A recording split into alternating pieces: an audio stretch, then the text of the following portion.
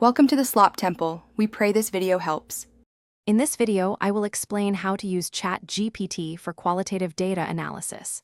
To begin, understand that large language models can significantly streamline your research process. You'll learn to prepare your data effectively, ensuring the AI can process it accurately. We'll also cover the crucial ethical considerations and inherent limitations when applying artificial intelligence to human-generated text, setting a strong foundation for your analytical journey. Next, focus on preparing your data. Break down your qualitative information into manageable segments, ideally under 2,000 words each, for optimal processing.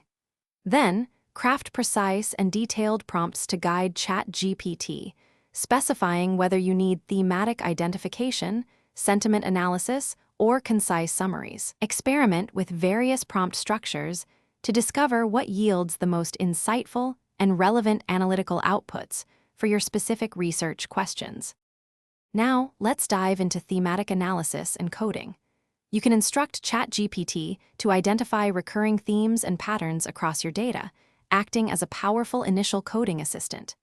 Ask the AI to generate preliminary codes or categories directly aligned with your research objectives.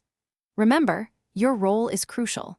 Always refine and validate these AI-generated codes through your expert manual review, ensuring accuracy and depth in your qualitative findings.